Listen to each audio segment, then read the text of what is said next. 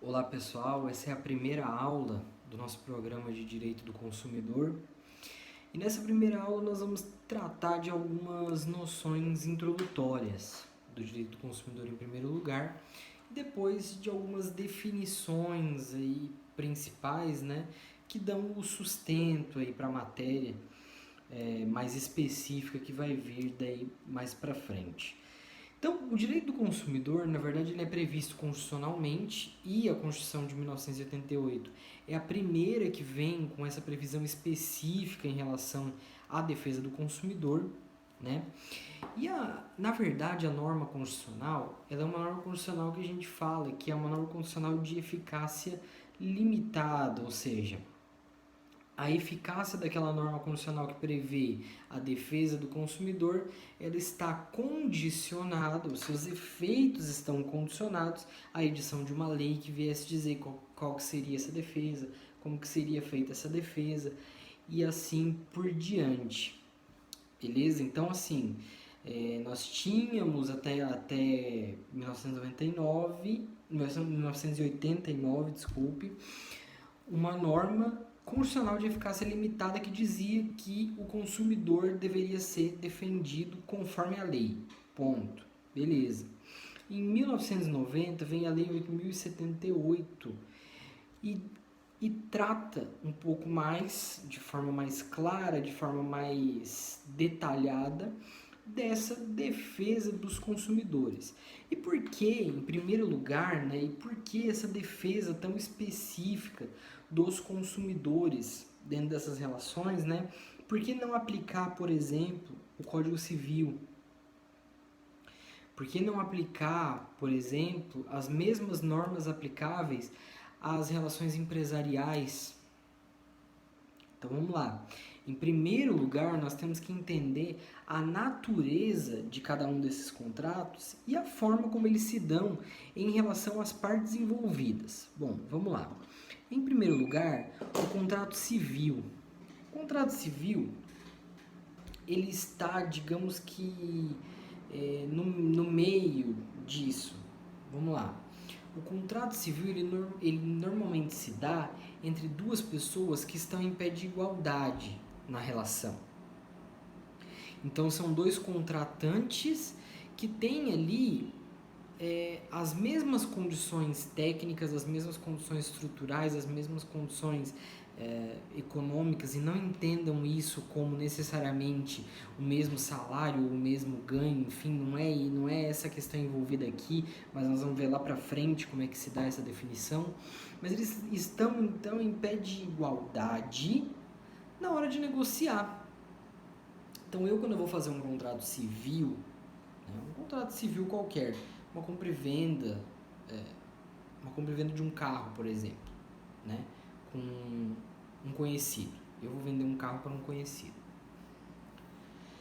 Quando eu faço esse contrato de compra e venda, eu tenho, ao menos em tese, o mesmo nível de conhecimento técnico e as mesmas condições de conhecer o negócio que essa outra pessoa tem. Então, na negociação, nós estamos em pé de igualdade, até mesmo porque cada um dos dois que fosse eventualmente pedir apoio, eventualmente contratar um advogado, eventualmente, enfim, pedir um apoio nessa negociação, teria também, pelo menos em tese, as mesmas condições de fazer isso. Então, ali nas relações civis, nós tratamos essas pessoas como iguais. Assim como são iguais também aqueles que estão nas relações empresariais, as relações comerciais, digamos, comerciais e empresariais. Duas empresas estão fazendo negócio, essas duas empresas, apesar de muitas vezes elas não terem o mesmo tamanho, elas têm o mesmo nível médio de conhecimento, nível médio técnico, nível médio econômico. Então elas estão, digamos que numa mesma faixa, e aí eu consigo considerá-las para fins de negociação iguais. E aí, nesses dois casos, como eu tenho pessoas envolvidas ali, que são, ao menos em tese, isso eu estou repetindo, ao menos em tese, porque a gente tem que entender que não é sempre que as pessoas são exatamente iguais, mas a lei considera que elas estão equiparadas para fins de conhecimento técnico, para fins econômicos, para fins de estrutura e outras coisas que a gente vai ver que não é o caso aqui dentro da nossa matéria. Então vamos lá, essas duas empresas que elas estão negociando, elas estão em pé de igualdade também. E em ambos os casos, então, tanto lá nessas relações civis quanto nessas relações comerciais e empresariais, eu normalmente vou aplicar uma norma que considere os iguais. Vou aplicar uma norma que dê ampla liberdade para que essas pessoas negociem conforme a sua vontade, para que essas pessoas disponham de determinadas situações conforme a sua vontade, e assim por diante. Então eu dou, segundo o Código Civil, eu dou um privilégio à vontade das partes. Beleza. Isso é diferente do Código de Defesa do Consumidor. O Código de Defesa do Consumidor, ele não dá essa liberdade para as partes negociarem. Por quê? Porque ele entende que uma das partes está aqui em cima e a outra parte está aqui embaixo. Ou em relação ao conhecimento técnico, ou em relação à situação econômica, que a gente vai debater um pouco mais para frente, ou em relação à vulnerabilidade de informação, por exemplo, ele tem pouca informação sobre aquilo que está acontecendo e o outro é muito especializado e não vão ser também em todos os casos em que um conhece muito do assunto e o outro não conhece, que vai caber a relação de consumo, porque isso tem outros fatores que envolvem, tem outros requisitos. Mas entendam o seguinte, que a lei entende que um deles está em vantagem nessa negociação, que no caso é o fornecedor. Então, o fornecedor estando em vantagem nessa negociação, eu preciso dar ao consumidor, lembrando daquele princípio constitucional lá, que não é da igualdade, é da equidade, que é tratar os diferentes de forma diferente também. Então, eu dou aqui para o consumidor uma vantagem para chegar aqui, ó.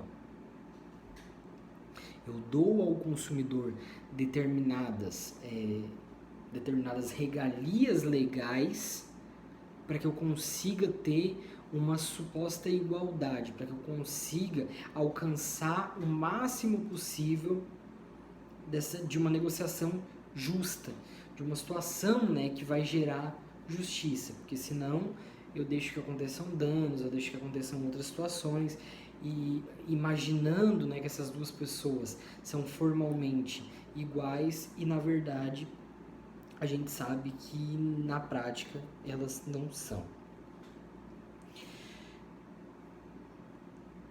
O Código de Defesa do Consumidor, pessoal, ele é considerado por muitos uma lei principiológica. O que isso quer dizer?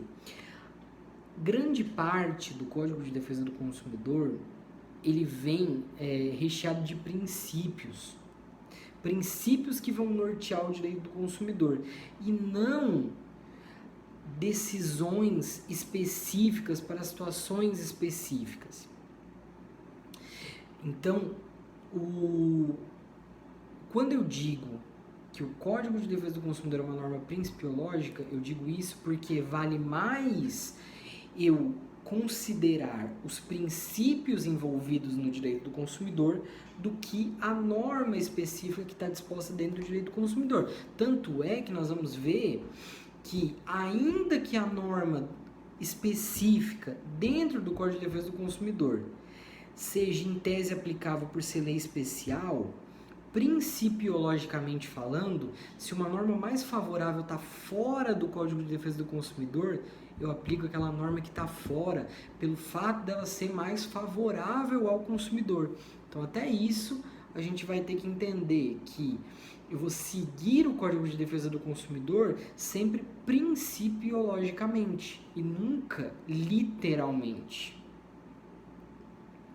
Se aquela norma que está específica dentro do Código de Defesa do Consumidor, ela está dentro dos princípios envolvidos, eu vou aplicar normalmente, até por ser, como a gente falou, lei especial. Agora, uma norma específica dentro do direito do consumidor não pode gerar um prejuízo ao próprio consumidor. É básico a gente pensar nisso. Então, vem uma norma fora que é ainda mais favorável, eu aplico sempre a norma mais favorável. Beleza? Já voltamos na segunda etapa da aula.